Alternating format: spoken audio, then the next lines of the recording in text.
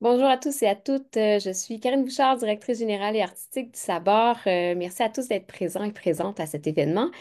On est réunis aujourd'hui pour la sortie de résidence numérique du Sabor, œuvre vive, de l'artiste présent avec moi, Marc-Antoine Cafaneuf. C'est le premier événement de la série de résidences numériques qu'on vient de développer au Sabor.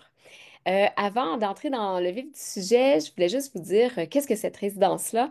D'abord, je vous inviterai à vous rendre au nouveau site web du Sabor, le sabor.qc.ca/espace créatif. Et ça fait 2 ans qu'on travaille sur ce nouvel espace-là du Sabor. En fait, c'est un espace qui se veut un nouveau lieu pour la création. On le propose comme une page blanche sur laquelle tout est à explorer et à découvrir. C'est ce que vous allez pouvoir lire sur le site, justement. Et ce, en fait, au gré de l'imagination des artistes et des auteurs-autrices. Ça se veut aussi un genre de laboratoire de recherche-création pour inviter à développer davantage, autant d'un point de vue numérique, autant d'un point de vue physique, et qu'on met en fait en numérique les projets. Donc, en fait, on veut développer chez les artistes et auteurs-autrices des gestes d'invention, de déconstruction, de répétition, de transformation. On veut faire vivre l'œuvre d'une autre façon et pour s'adapter aux nouvelles réalités. Et l'idée vient d'un constat. Donc, ces résidences-là répondent à un besoin, c'est-à-dire offrir un espace de création qui est vraiment adapté aux réalités contemporaines des artistes et tout en travaillant en collaboration avec des outils numériques, en repensant aussi le modèle de diffusion de l'art par le biais. Et donc, en fait, on veut vraiment travailler sur le processus de création même, engager le public et développer des collaborations intéressantes au niveau du processus de création, au niveau des gestes de la recherche-création des artistes. Et puis pour un premier projet, bon, on a l'honneur d'accueillir Marc-Antoine Cafaneuf. Sur la page, là, il y a ce projet-là de Marc-Antoine. Il y en aura d'autres aussi. Vous pourrez cliquer de façon aléatoire sur la page, sans hiérarchie nécessairement, au fil de l'année, quand il y aura plus de projets. Pour entrer un peu plus dans le vif du sujet, la première résidence est aujourd'hui déployée. Euh, Marc-Antoine Cafaneuf a fait cette résidence-là numérique chez nous du 19 au 25 août dernier et on discute aujourd'hui de l'artiste qui nous présente sa recherche en sortie de résidence. Quelques mots d'abord sur Marc-Antoine Cafaneuf. C'est un artiste écrivain. Il est formé en histoire de l'art à l'Université du Québec à Montréal et commissaire d'exposition aussi en même temps. Marc-Antoine Cafaneuf a présenté sa production dans plusieurs centres d'artistes autogérés, galeries, musées au pays, dont le Musée des Beaux-Arts du Canada, où il exposait récemment. Parmi ses dernières créations littéraires, on note Carrousel encyclopédique des grandes variétés de la vie moderne et Mauvaise herbe. Et donc, son œuvre, en fait, sa démarche traite de collection, d'inventaire, de classement. Il étudie la culture populaire des récits contemporains officiels marginaux. Et donc, en fait, on va pouvoir en discuter un petit peu plus avec Marc-Antoine qui œuvre entre les arts visuels et la littérature aussi. Et le projet dont on va parler aujourd'hui est fortement inspiré de ces deux disciplines-là. Le titre Rallye de vidéoclip. Je voulais vous en glisser un petit mot, mais en fait, je vais dire vraiment une phrase rapidement. On parle en fait, l'œuvre comme telle, ce sont une hiérarchie, pas une hiérarchie, une non-hiérarchisation de vidéoclips de musique qui datent de l'adolescence de Marc-Antoine Cafaneuf. Et on plonge en fait dans une longue dérive avec Marc-Antoine Cafaneuf. On plonge dans sa vision et son trajet à travers ces vidéoclips-là. Et donc, il va pouvoir nous en parler un peu plus tout à l'heure. Je voulais juste noter avant qu'on commence le sabord, pas le sabord, pardon, le projet du sabord est en partenariat avec la 11e édition de la Biennale nationale de sculpture contemporaine de Trois-Rivières. L'idée a émergé lors de cette biennale-là l'été dernier. Bonjour Marc-Antoine. On va Bonjour commencer. Karine. Bonjour. J'ai envie qu'on commence tout de suite avec les questions pour ne pas perdre de temps parce que je pense qu'il y a énormément à dire sur ce projet-là. Si on veut aller dans le vif du sujet rapidement. Donc, en premier, peut-être quelques questions générales sur ta création. Peut-être pour ceux et celles qui te connaissent moins, est-ce que tu peux nous présenter brièvement ta démarche, tes projets respectifs, ton univers en fait de création? Euh, et on serait je serais curieuse, en tout cas du moins moi, de t'entendre à savoir quoi, qui, où t'entoures-tu pour créer en fait? Oui, ben d'abord, merci pour l'invitation. Je suis très content d'avoir fait cette résidence-là, puis d'être ici pour vous présenter le projet, en fait, l'espèce d'organigramme que ça a donné. À propos de mon travail, ben, tantôt, tu as présenté pas mal les lignes directrices, là. Bon, un intérêt pour la culture pop, un intérêt aussi pour comment on gère ce qui existe déjà d'une certaine manière. J'ai une formation en histoire de l'art, puis je m'intéresse beaucoup à comment est-ce que les éléments vont cohabiter ensemble dans une collection pour en fait devenir une narration qui est peut-être pas fixe, mais plus une espèce de rhizome où il y a différents liens qui peuvent exister entre différentes manières.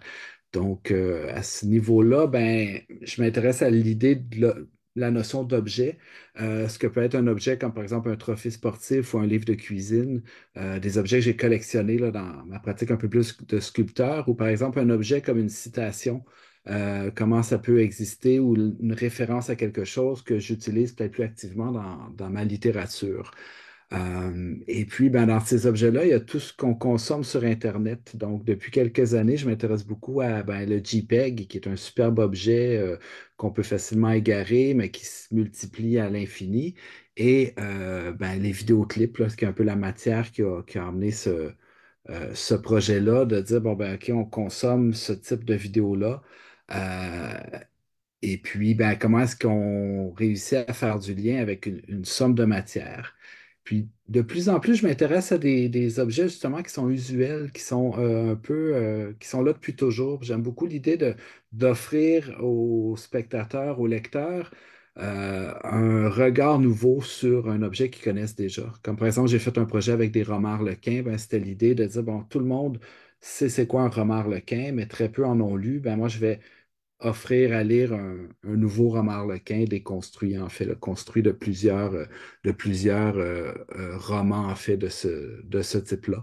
Donc, c'est le genre de projet qui m'anime. Euh, et puis après ça, ben, j'ai un défi dans la vie, c'est de devenir plus léger, en fait, de peut-être moins collectionner des objets. Et puis, ben, cette réflexion-là nourrit aussi certains choix que je prends dans mon travail, en fait. Donc là, de travailler avec des vidéoclips qui sont tous sur YouTube, c'était très léger d'une certaine manière là, en termes de gestion d'atelier puis gestion d'entreposage par la suite. Intéressant, mais en fait, là, je fais une courte parenthèse, on peut dire qu'on décale le problème dans le sens où c'est moins léger pour les serveurs. En fait, la matière numérique est quand même très, très présente. D'ailleurs, je trouvais ça pertinent, en fait, que tu parles de vidéoclip, de l'œuvre vidéo comme matière même, que tu vois ça au même titre que peut-être des objets, ou en tout cas que c'est de la matière, on pourra y revenir. Puis c'est sûr que tous les objets dont tu parles, on a bien vu en fait ton rapport à l'objet dans Curiosité que tu as présenté à la Biennale nationale de sculpture cet été. Et donc, c'est ça. Puis ce regard-là nouveau sur des objets que les gens connaissent déjà, tu as bien su le mettre en perspective dans le projet de tes vidéoclips, en fait, le rallye. Parce que justement, on est happé, on est curieux par les mots que tu as choisis qui nous amènent vers une vidéo. Justement, pour expliquer un petit peu à tous qu'est-ce que c'est, parce qu'en fait, c'est un peu le jeu, on va pas vous présenter visuellement le projet. Vous devez vous rendre à la maison sur le site lui-même. Et puis, en fait, l'idée, c'était peut-être de décrire davantage la chose entre nous ici. Donc, est-ce que c'est possible de nous décrire le projet que nous voyons là, spécifiquement sur la plateforme? Oui, tout à fait. D'ailleurs, ça fait 2 fois que tu appelles l'œuvre rallye de vidéo et c'est vraiment dérive vidéo le titre que j'ai donné à l'œuvre. Rallye de Oui. vidéo, je pense que c'était le titre d'un courriel où je te lançais l'idée comme ça, genre ouais, tiens, je vais.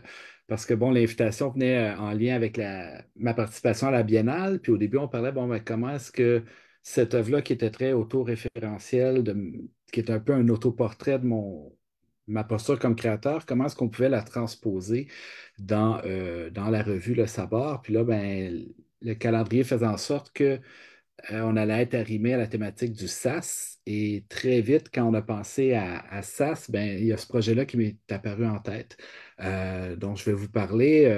Depuis des années, en fait, j'ai grandi quand j'étais adolescent avec Musique Plus, d'Allumé, avec ou sans son.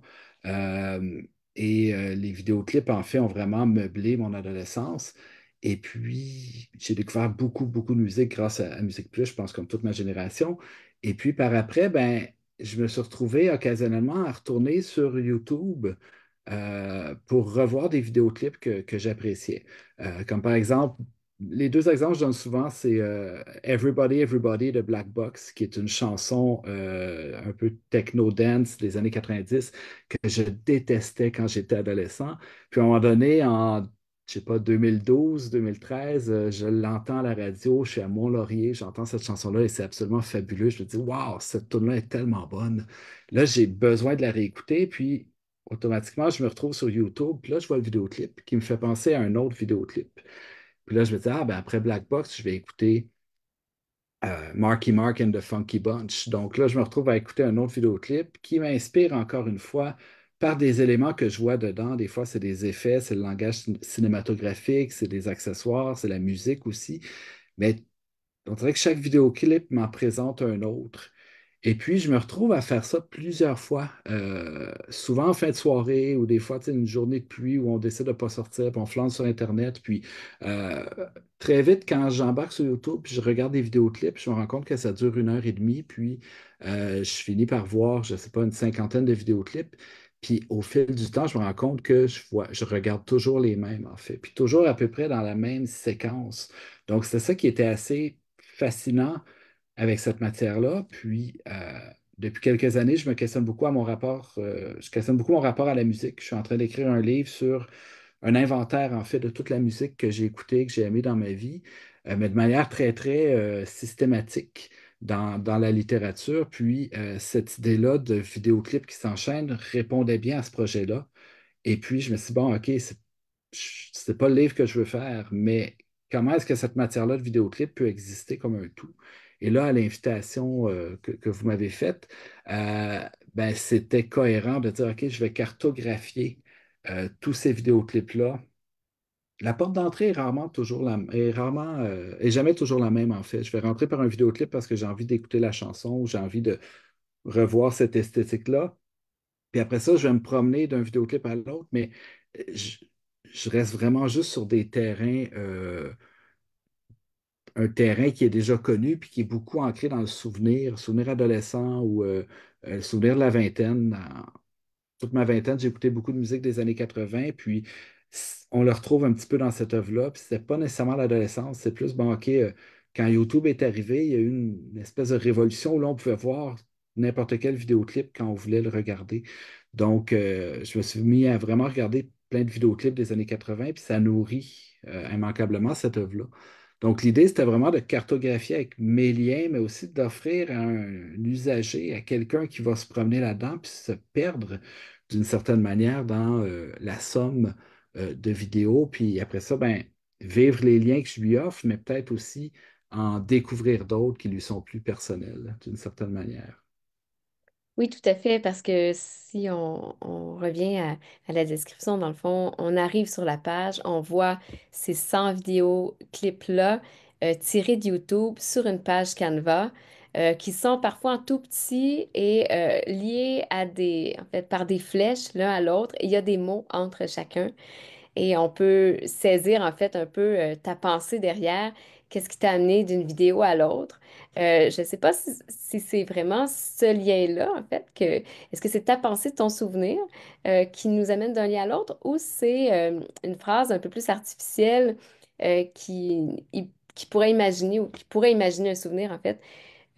Parce que c'est ça, c'est intéressant, ce geste-là de répétition qui est mené par ce geste de souvenir-là, en fait. Donc, l'idée qu'on revoit toujours ces vidéoclips-là, même s'il y en a une centaine ou 150, c'est exhaustif, mais ça reste effectivement une espèce de banque de ta pratique d'écoute du vidéoclip, finalement. Voilà. Oui, tout à fait, tout à fait. Il aurait pu avoir 150 vidéoclips. Je pense que c'est à peu près la matière avec laquelle je jongle quand je tombe dans cette boucle-là. Mais Canva ne nous permettait pas d'en mettre plus que 100. Donc là, il y a 100 vidéos dans le document et après ça, il y a d'autres perches vers d'autres choses. Peut-être qu'après avoir regardé l'œuvre, on ouvre YouTube et on se fait notre propre dérive pour bon, continuer avec. On n'a pas tous écouté la même musique, donc on n'a pas tous les mêmes référents en termes de vidéoclips. Mais après ça, ouais, les phrases, c'était plus de dire ben, qu'est-ce qui m'amène vers un autre vidéoclip, mais je me rends compte que c'est jamais une seule chose. Des fois, je vais voir un effet, mais comme c'est un effet qui est à la mode à un certain moment donné, ben, il y a plusieurs clips de la même époque qui vont avoir le même effet. Donc, d'une certaine manière, il y a toujours plus qu'une chose qui m'amène vers un vidéoclip, mais l'idée, c'était d'en nommer une, puis des fois avec un certain humour dans la mesure où, ben, OK, je vois un crâne dans un vidéoclip, ben, ça me fait penser à tel autre vidéoclip, ben, OK, wow, un crâne, tu sais, c'est comme ça, c'est tout ce que j'avais à dire là-dessus. Tu sais, c'était pas des fois, je le déplie un peu plus. OK, ben là, il y a un maquillage ou il y a des déguisements. Il y a quelque chose d'assez drôle puis un peu kitsch aussi, mais il y a beaucoup de musiciens qui se déguisent dans les vidéoclips. Puis ça, il y a de quoi d'assez intéressant. Tu sais, je pense que les Beastie Boys l'ont fait super bien.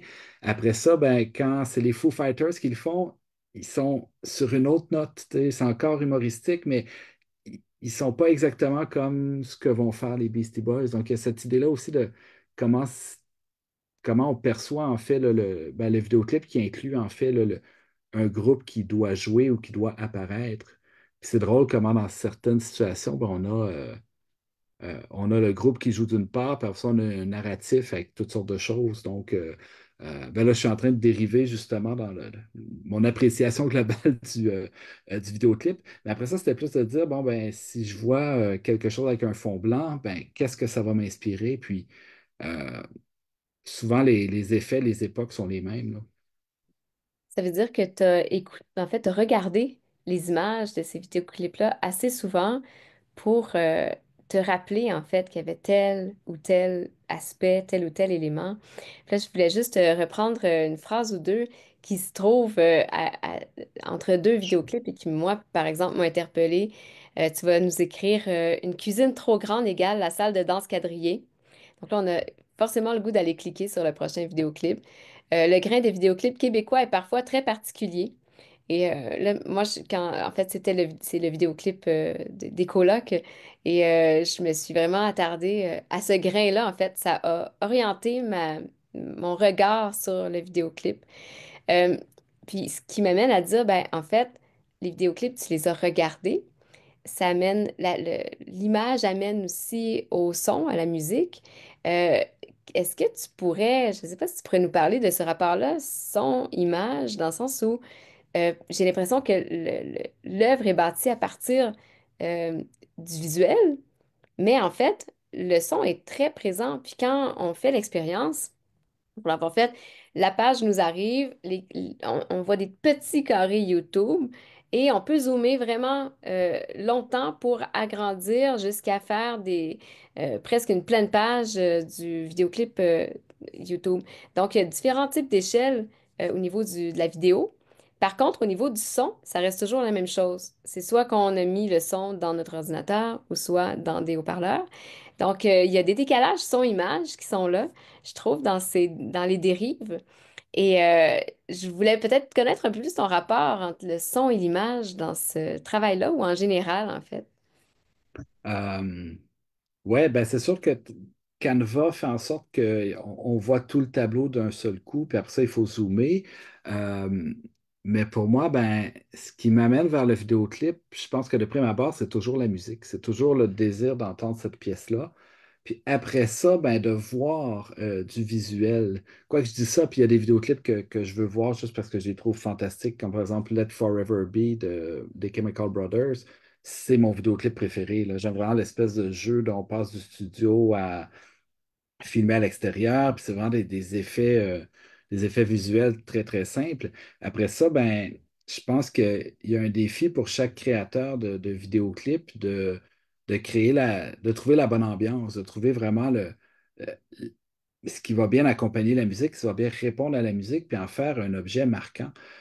Ces vidéoclips-là, comme tu disais, je les ai vus plusieurs fois, mais les premières fois où je faisais ces dérives-là, il y a des vidéoclips que j'avais vus une seule fois. Quand j'avais 16 ans, j'étais tombé dessus par hasard, puis j'ai dit, waouh, OK, ce clip-là est absolument merveilleux. Puis après ça, ben, en dérivant sur YouTube, ben, je retrouvais certains vidéoclips, puis là, ils rentraient dans la boucle. Et après ça, ils reviennent constamment. Mais ce jeu-là de mettre du visuel sur du son, pour moi, il est hyper important. Puis, pour ma part, ben, c'est tout détail. Puis des fois, je vais vraiment accrocher sur un petit truc là, comme je, je l'ai bien nommé dans mon texte de présentation. Puis bon, c'est repris vraiment dans le pitch de l'œuvre sur le site, mais la moustache de Trent Reznor dans The Perfect Drug, c'est la même que le batteur des Stone Temple Pilots dans le vidéoclip de Big Bang Baby. Puis je trouve ça super drôle parce que c'est pas du tout le même effet qu'ils vont porter d'une certaine manière. Tu sais, Trent Reznor a cette moustache-là parce que c'est historiquement conséquent avec toute l'esthétique du vidéoclip, tandis que le batteur de Stone Temple Pilots, je suis désolé de ne pas savoir son nom, mais j'aime bien l'idée de juste l'appeler comme ça, ben, c'est visiblement son look à cette époque-là dans sa vie. Puis ça fonctionne, puis c'est un type qui a un sourire incroyable, qui a l'air super joyeux, puis dans le clip, ben, un petit bout, les quatre gars chantent tu sais, sur des cadres en forme de cœur. Donc, on est vraiment à l'opposé de Perfect Drug. Puis pour moi, ben, c'est ça. C'est un lien que je fais entre deux clips qui sont radicalement différents, sinon qui datent à peu près de la même époque. Mais là, j'accroche sur un détail très précis, très presque absurde. Donc, je pense que le travail son-image a été travaillé en aval, puis après ça, moi, c'est plus qu'est-ce que je trouve comme indice dans cette matière-là pour me faire rebondir, parce que l'idée, c'est toujours d'aller vers d'autres choses, de créer des liens entre deux éléments disparates. Oui, puis le vidéoclip porte vraiment à ça, dans le sens où il y a tellement d'images expérimentales, très... En fait, on voit toutes sortes de techniques vidéographiques, en fait, simultanément dans une œuvre. C'est pratiquement des œuvres, là.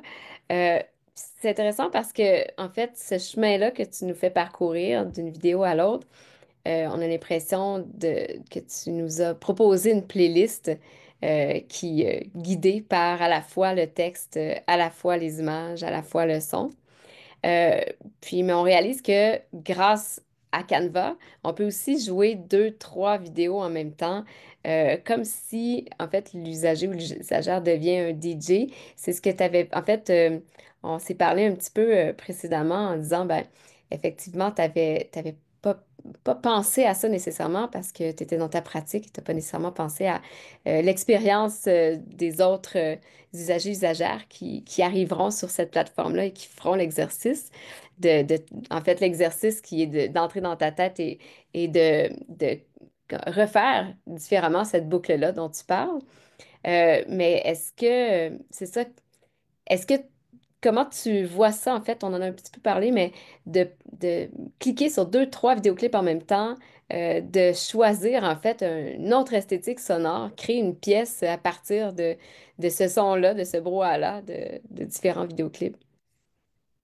Ouais, c'est vraiment très drôle parce que ouais, c'est quelque chose dont on s'est parlé il y a quelques minutes là, avant de rentrer en onde. Puis ça m'est arrivé pendant que je travaillais sur le projet de partir deux vidéos en même temps, faire oh, OK, tu sais, il se passe quelque chose. Puis surtout d'essayer de trouver quelle vidéo était partie pour aller l'enlever. En fait, souvent je reconnaissais la musique, mais il fallait que je trouve où était cette vidéo-là sur la carte.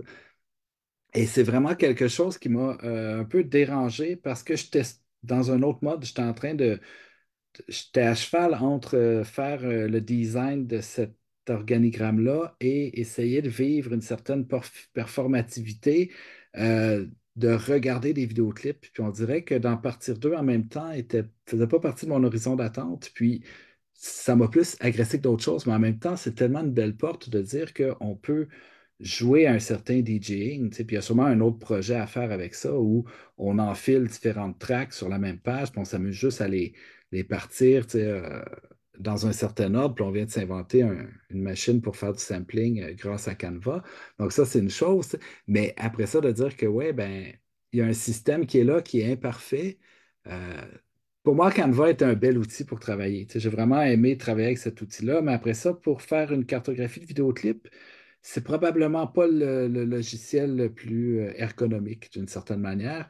Puis après ça, de dire que ouais, on peut le détourner comme ça, mettre deux, trois pièces en même temps, puis euh, ben, aller jouer à un autre jeu avec le jeu qui a été fait, ben ça m'emballe beaucoup. Tu sais, je pense qu'il faut détourner ces trucs-là aussi. Tu sais. C'est sûr que le dessin de l'œuvre, c'était d'offrir à regarder des vidéoclips avec une certaine passivité, mais aussi avec un regard renouvelé. Mais après ça, ouais, si on veut faire du DJing avec, je pense que c'est une merveilleuse idée, là. Effectivement, ça m'amène dans une autre question, parce que tu en as un peu parlé de comment tu as pensé la création de cette œuvre-là. Tu étais en résidence, en fait, en résidence qui était numérique cette fois-ci, du 19 au 25 août dernier. Est-ce que tu peux nous parler un peu plus justement de comment tu as vécu cette résidence-là numérique, comment tu as organisé tes journées? Parce que contrairement à une résidence physique où on aurait accès à des ateliers, où on verrait des gens, donc là, on a pensé les résidences numériques un peu comme on penserait une résidence de recherche, par exemple, ou une résidence un peu de commissaire où, en fait, il y a beaucoup de travail à faire peut-être avec soi-même et l'ordinateur. Oui, tout à fait. Ben, en fait, moi, c'est ça. On avait convenu que ça serait une résidence d'une seule semaine parce que je voulais plonger vraiment là, corps et âme dans ce projet-là. Une résidence peut prendre toutes sortes de formes, puis ça peut dire, OK, je suis en résidence à vue en ce moment, puis mon plan, c'est d'aller à vue, un centre dédié à la photographie à Québec. C'est d'aller à vue une fois par semaine pour travailler sur un projet.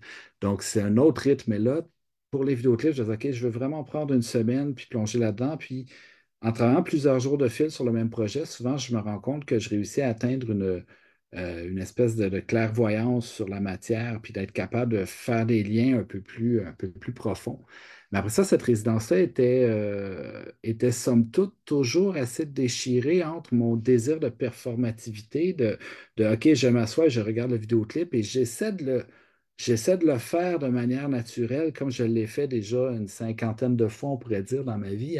Je regarde un vidéoclip, là, j'essaie de voir vers quoi il va m'amener. Mais je partais aussi d'une liste que j'avais commencé à intégrer, dire, ah oui, tel clip et tel autre clip peuvent fonctionner ensemble. C'est un peu un travail que j'avais commencé à défricher à une autre époque, quand j'ai commencé à travailler sur mon livre sur la musique. Euh, donc, cette matière-là, en fait, j'étais vraiment un peu pris entre les deux. C'est ça qui est assez intéressant dans l'idée de, OK, là, il y a deux vidéos qui partent en même temps. C'est quoi? Je n'étais pas dans ce mood-là. J'essayais d'être à un autre niveau, puis d'essayer moi-même de revoir les vidéoclips avec un œil neuf, en fait, avec un œil frais. Puis ça, c'est pas tout le temps facile. Tu sais. Je pense qu'il y a deux grandes approches à la musique. Il y a la musique qu'on découvre. Tu sais, on découvre quelque chose, puis là, on est en amour avec une nouvelle chanson, puis c'est fantastique. Puis après ça, ben, il y a la musique qu'on retrouve comme une reconnaissance, en fait. On réécoute une chanson parce qu'on l'aime, parce que euh, elle joue sur un souvenir. Puis là, ben, j'étais visiblement plus dans la reconnaissance pendant cette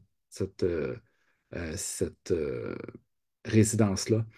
Euh, mais après ça, ben, l'idée, c'était justement de faire quelque chose de nouveau avec cette matière, les vidéoclips, puis de vraiment en faire une cartographie avec les flèches, les textes, puis de dire, bon, ben, OK, là, il y aura un endroit où quelqu'un d'autre pourra se promener. Parce que, tu sais, si je pense que cette liste-là, j'aurais pu l'écrire comme un texte ou juste la raconter sur une scène, puis dire, bon, ben, je pars de telle vidéo, je vais vers telle vidéo, puis telle autre vidéo, mais c'est pas la même expérience que de dire, bon, ben, OK, là, les vidéos, ils sont là. On a juste à cliquer. Puis on peut les regarder, puis après ça, on peut rester dans l'œuvre ou se retirer pour en aller regarder d'autres sur YouTube. Puis il y a une question intéressante aussi, puis ça, ben, j'en ai parlé avec Chantal Blackburn, là, qui travaille, qui fait vos communications, puis elle dit, OK, est-ce que on s'attend à ce que les gens cliquent sur les vidéos proposées par YouTube? Puis ça, c'est vraiment une autre porte d'entrée possible. Pour moi, c'est le vidéo suivant, il est lié par une flèche dans mon œuvre, mais non pour quelqu'un d'autre qui consomme l'œuvre. Peut-être que le vidéo suivant, c'est ce que YouTube va suggérer euh, à la fin d'une vidéo. Puis là, on est dans l'œuvre, mais on n'est plus dans l'œuvre en même temps. Donc, Ouais, c'est assez Exact. fantastique, là. Internet est plus grand que nous, là. Tout à fait, parce que c'est vrai que ça peut être facile de sortir de ton œuvre, de sortir de Canva, parce que c'est vrai qu'on est habitué de passer d'une vidéo YouTube à une autre. C'est la pratique à quelque part courante, tandis que là, dans ton œuvre, tu nous donnes en fait ces clés-là de lecture, tu nous amènes d'une vidéo à l'autre. Euh, je voulais revenir sur cette idée-là de refaire en fait ce que tu as déjà fait, c'est-à-dire écouter et réécouter des vidéoclips que tu as bien aimés de ton adolescence. Et c'est l'idée de reproduire, comme tu dis, là, il y a une notion de performativité, de reproduire l'expérience dans le cadre d'une résidence qui peut paraître, et là je mets des guillemets, peut-être artificielle, mais qui en fait, c'est comme si j'ai l'impression qu'il y a peut-être un décalage dans l'expérience. Mais est-ce que cette expérience-là de dire, bon, ben justement, au lieu de passer d'une vidéo à l'autre, je dois, après avoir écouté la vidéo, créer un lien, créer une flèche, c'est comme si, est-ce que ça, pour toi, ça brisait en fait ce rythme-là? Est-ce que ça apportait quelque chose de nouveau? Qu'est-ce que ça peut dire en fait sur ta démarche ou ta pratique? Ouais, c'est ça, mais c'était vraiment pas spontané parce que ouais, techniquement, je sauterais d'un vidéoclip beaucoup plus vite que là, ce que je me permettais. Puis après ça, le fait d'avoir à mettre une flèche, puis d'écrire un texte ou d'aller chercher l'autre vidéo, ben tout de suite, ça cassait le momentum, en fait. Puis euh, ben, j'aspire à ça, peut-être plus dans ma littérature que dans mon travail sur les arts visuels. Mais pour moi, tu sais, l'idée de faire le lien qui nous amène ailleurs, puis tout de suite de faire un autre lien qui va encore nous propulser ailleurs, pour moi, il y a de quoi d'assez important là-dedans. Puis de créer des improbabilités, on pourrait dire, de dire, OK, je vais mettre tel élément à côté de tel élément, puis là, ben, la friction entre les deux va faire quelque chose d'intéressant. Euh, C'était ce qui était important dans l'œuvre, mais en même temps, c'est ce qui ralentissait constamment mon plaisir de consommer des vidéoclips, en fait, parce que là, en même temps que j'étais en train de le vivre, j'étais en train de le transcrire. Puis je pense que c'est deux activités qui se font mal en même temps, là, d'une certaine manière, là. Mhm, c'est comme si la part peut-être de spontanéité ou d'imprévu, elle est plus comment dire, elle est plus cadrée peut-être, quelque part. Ceci dit, en fait, on retrouve cette part-là d'imprévu et de spontanéité chez l'usager, l'usagère, là, quand on fait l'expérience de ton œuvre euh, pour tout le monde, peut-être à part toi en tant que créateur.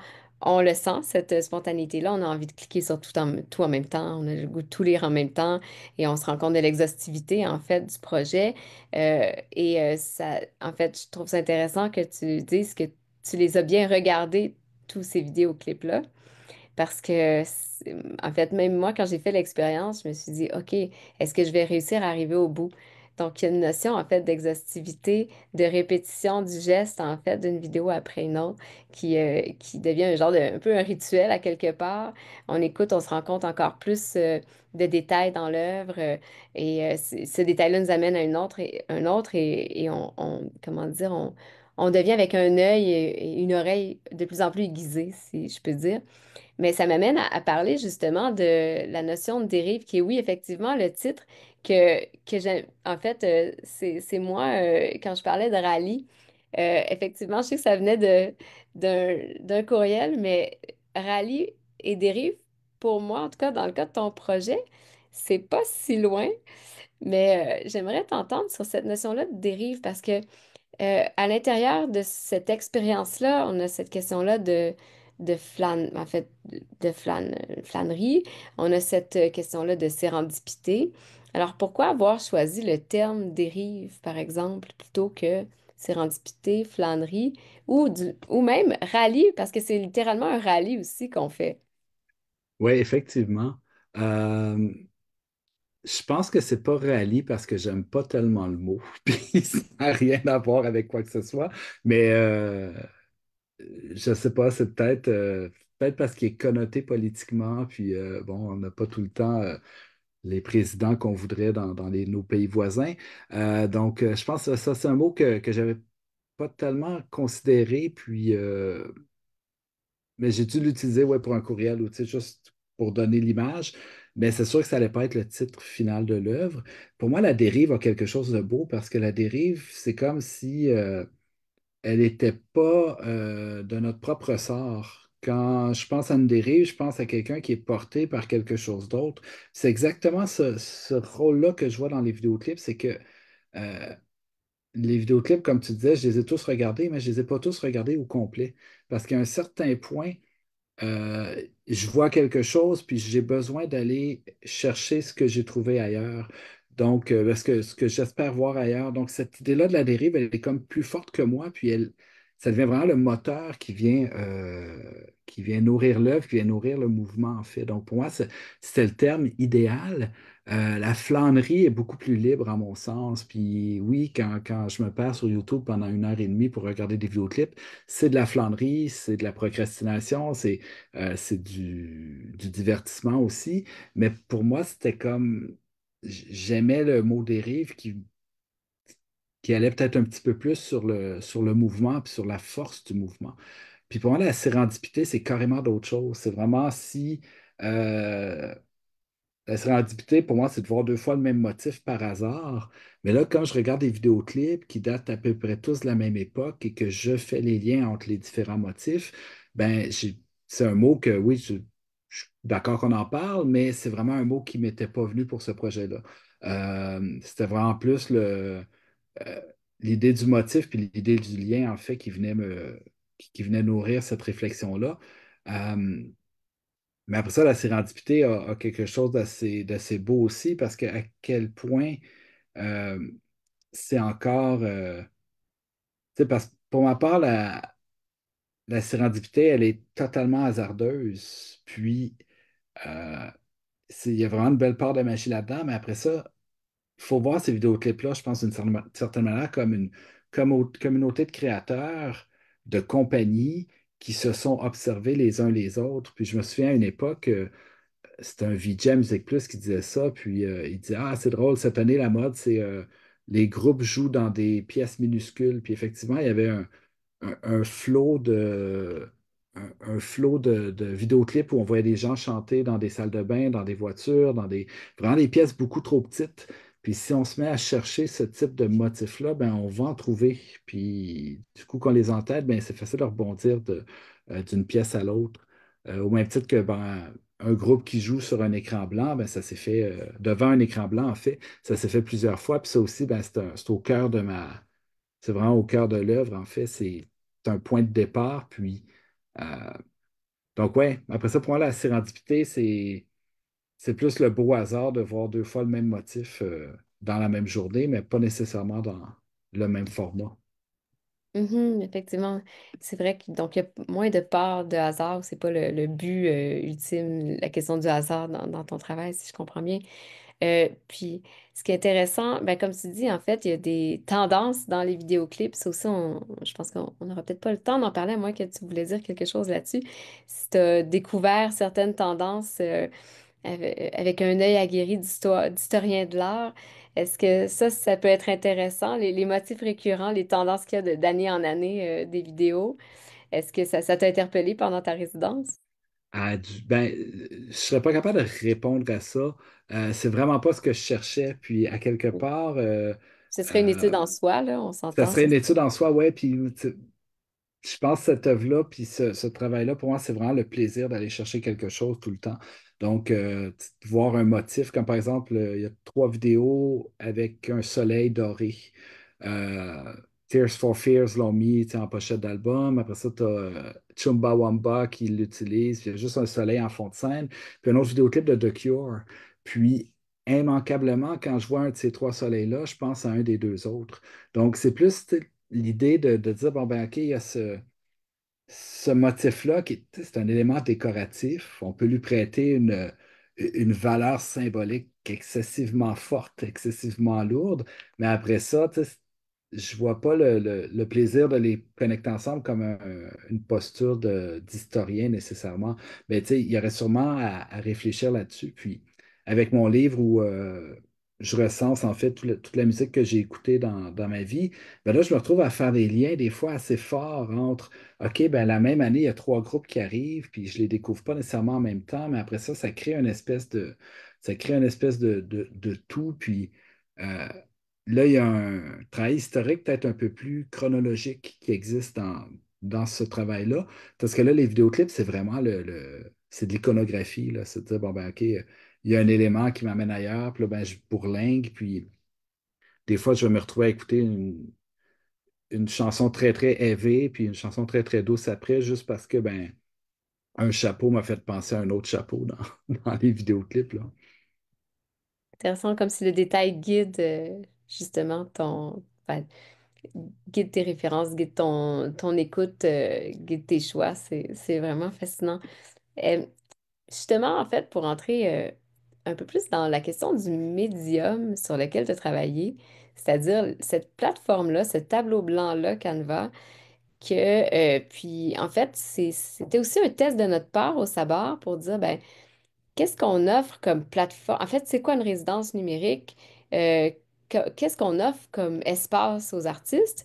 Puis on s'est dit effectivement, après plusieurs études, recherches, discussions, que un tableau blanc, en l'occurrence celui de Canva, est un lieu sans limite, euh, sans couleur, justement, qui n'amène pas un parcours prédéterminé, contrairement à ce qu'on pourrait avoir dans un espace physique. C'est un espace, je dirais pas neutre, parce que c'est jamais neutre, mais un espace qui est voué ou qui peut offrir vraiment plusieurs possibilités. On peut aller dans plusieurs sens. Et c'était un peu aussi notre pari de dire ben, comment ce tableau-là en ligne peut offrir d'autres modes de diffusion, mais aussi d'autres façons de penser la création. Et est-ce que le médium peut aider à justement revisiter la façon dont on crée notre œuvre, dont on analyse notre œuvre, dont on analyse notre propre démarche? Je me demandais, est-ce que dans ton cas, les moyens spatiaux technologiques du Canevas blanc ont participé à la création? Comment elles ont participé? Est-ce qu'elles ont orienté ton processus? Au contraire, on a essayé de faire entrer l'œuvre dans ce format-là. En tout cas, je voulais t'entendre sur ton rapport à ce tableau blanc-là. Oui, ben, ouais, j'ai pas beaucoup réfléchi nécessairement à la dimension technologique. Donc, tu sais, je vais un peu laisser ça de côté. Mais ce que j'aime le plus de Canva, c'est l'absence de limite. Puis ça, je pense que ça donne le ton tout de suite à OK, ben là, c'est moins stressant à mon sens qu'une page blanche. On dirait qu'une page blanche, c'est OK, on ouvre un document Word, on a une feuille de papier devant nous, on est appelé à faire quelque chose. Là, le fait que ce soit une espèce d'espace ouvert, qu'il n'y a pas de limite, on dirait que ça permet une liberté exploratoire un peu plus grande. Et puis, après ça, ce qu'on constate très vite, c'est que ben, on finit par travailler en grappe, puis que notre page, elle existe quand même. Mais on dirait que pour le coup d'aller, euh, et puis la capacité à se répandre à gauche, à droite, en haut, en bas, ça, il y a vraiment un plaisir créatif, en fait, là, que j'attribue là, à ce que Canva peut offrir. Après ça, ben, je pense que je suis aussi animé par un désir de faire des livres non linéaires, faire des livres dont les pages ne sont pas nécessairement dans l'ordre. Puis pour moi, ben, ce rallye de vidéoclips-là est un livre en soi, en fait. C'est comme où chaque vidéoclip est une page, puis on se promène d'une à l'autre, puis on peut se perdre dedans. Donc, tu sais, c'est un peu le livre comme Labyrinthe. Euh, J'avais développé ça là, en installation avec un projet qui s'appelle Dédale d'Almana en 2020, où c'était 1024 images trouvées sur Internet avec des notices. Des légendes, en fait, qui venaient un peu expliquer ce qui se passait dans l'image, mais en détournant un peu les images. Donc là, c'est vraiment l'idée d'un livre qui n'a pas de début, pas de fin. On fait juste se promener, on flanque dans un univers post-apocalyptique. Euh, et aussi, ben, la même année, j'avais fait une œuvre qui s'intitule Cartographie personnelle des archives de Turbine. Donc vraiment, le centre Turbine qui m'invite à plonger dans leurs archives et au lieu d'en faire un texte comme tel, je développe mon texte en arborescence. Donc c'est vraiment chaque document que j'ai trouvé dans les archives, je le commente avec ben, une réflexion, des fois une observation, des fois une blague ou juste un détail, un questionnement auquel j'essaie de trouver réponse par après.